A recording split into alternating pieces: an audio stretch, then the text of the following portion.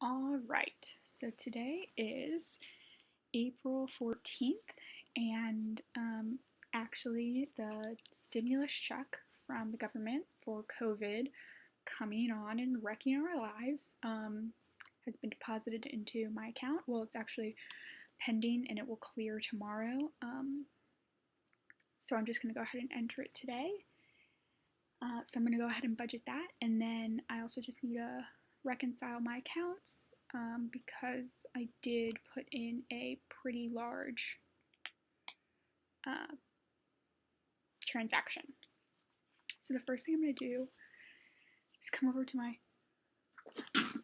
my checking account.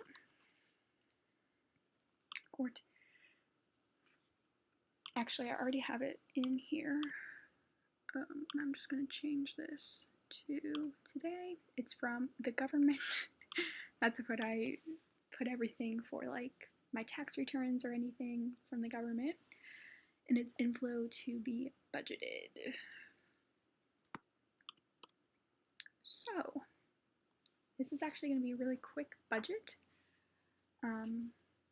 I'm going to use this check to further buffer myself in June so that my next paycheck from my actual employer, which will be April 24th, will mean that I'm completely budgeted through April, May, and June. But I'm also going to use this for some of my student loan payments. So I'm going to put $200 to my last federal student loan. So that's now at $2,244. Then I'm going to put the vast majority of it down here on this medical deductible line. I have new medical insurance, and the deductible is $1,600 because I'm on an HDHP plan. So that will get me really close to meeting that. And then with my next paycheck, April 24th, I should have a little bit more than that.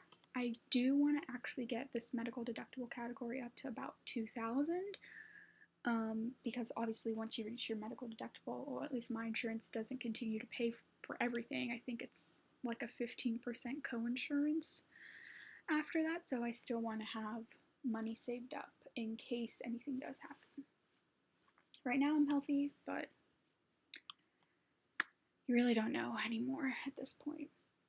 And then I'm going to skip over May because everything in May is budgeted for, and go to June, and you can see that some of the stuff in June is already budgeted for, mainly just these two responsibilities sections. I have half of my payment to my mom, and then the full $50 that I want to start to give my dad. So I'm actually going to come down here and pay all of my subscriptions for $45.12.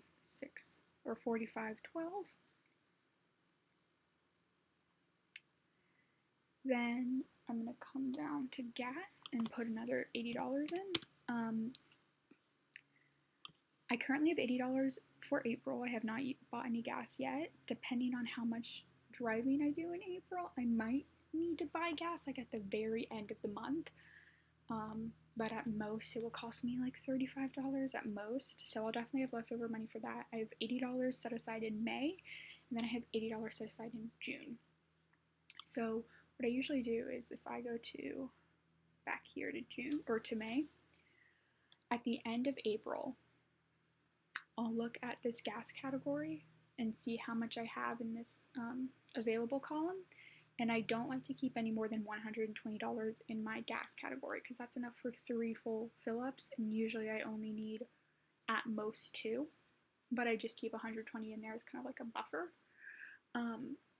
But anything over $120. So in this case, if I were to do this today, that'd be $80. I move that to, usually I move it to like my car ownership, car maintenance category, but I could also move it to my debt payments or anything like that. So we'll come across that bridge, I guess, when we cross it. We'll come across that bridge when we cross it, but you know what I meant. Next, I'm going to do is put $20 into other. And then finally, I'm going to start funding my sinking funds for the month of June and put $50 into gifts. And that's halfway to my $100 a month goal. So I have $488 left because on my piece of paper I said subscriptions were going to be $50 and they're actually $45.12. So yeah, it's a good idea with this. With this $488, I'm going to go back to April, and actually starting with my last paycheck, I put $8.12 aside to my Wish Farm category. So this is just random change that I had set aside after budgeting, and I didn't really want to put it to any other category. So I'll go ahead and do that, and now I have $13 budgeted for my new phone. I'm guesstimating $800 I'm going to need for a new phone, and it's not a top priority right now, obviously. I want to build up my medical category before I focus on the phone, and really the phone I currently have, it's like 2.5, 3 years old, and it still works pretty well. So I'm not thinking I'm going to need a new phone until like the end of the year, if then, and if not, like at the beginning of 2021 maybe. So I've got time, but I'll just put aside that money now. $13 will help. So just like that, I've budgeted out my stimulus check.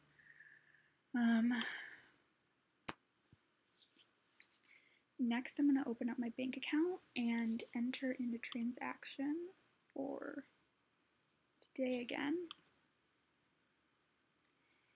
And it is Vanguard. I opened up actually, you know what I want to do? I want to add an account. It's going to be asset. I'm going to say Vanguard.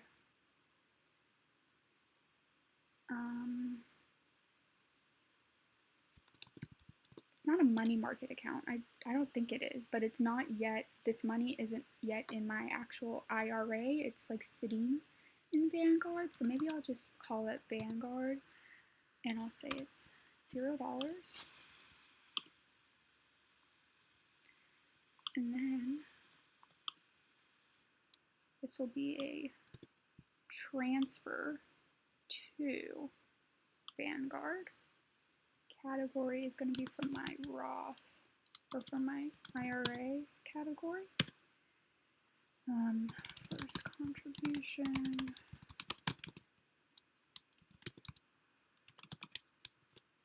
Now it's going to be an outflow of $1,000. So this has cleared.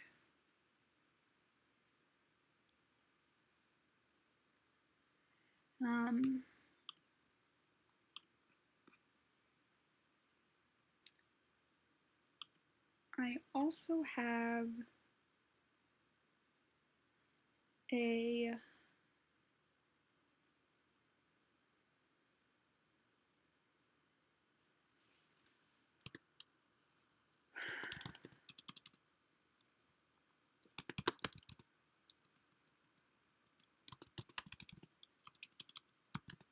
I don't know how to classify this. I'm going to actually open up my payees and make this bank.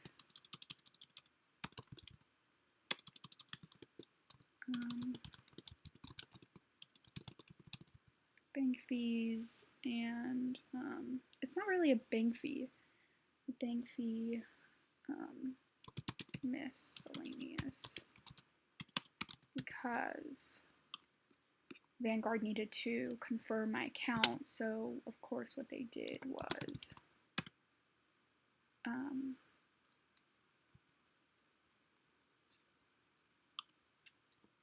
deposit some money into my account, and then they'll remove the money from my account, but for right now it's in there. So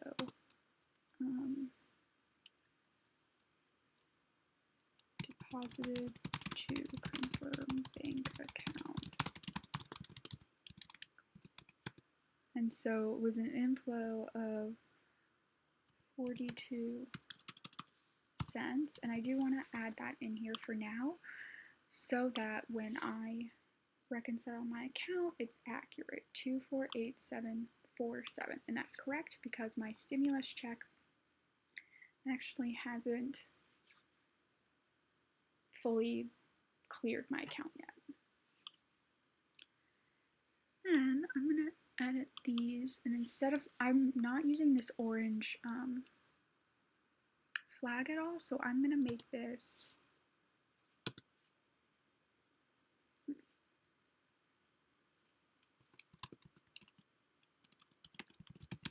retirement. And instead of flagging this as a transfer, because I mean it is a transfer, but I'm going to actually tag this as retirement so that I know this money is actually going, it's leaving my bank account. It's not even just like going to my credit card, it's going to one of my tracking accounts, and it's going to my retirement. And then I won't really be able to mark this as anything, which is fine. I just need to put it in there for now so that my bank account is reconciled. Okay, so that's everything. I've budgeted my stimulus check. I've reconciled my bank account. Let's look at, I guess, my net worth reports. It's a big jump from March to April, just because April is actually going to be like a four paychecks, 4 big paychecks, I guess I should say. So I have the last paycheck from my previous full-time employer, that was April 3rd for a full 2 weeks. My first paycheck from my new full-time employer for a full 2 weeks on April 10th, and then I'll get another one April 24th, and then I had $1,200, which is pretty much is pretty equal to what a full paycheck was in my last job from the government. So that's 4 paychecks, and then I've already gotten one small paycheck from my part-time employer, and I expect to get another small paycheck from my part-time employer later this week. Again, it will be just around like $45, I think, so it's not going to be a lot, but technically it will be a 6 paycheck month for me, which is so weird because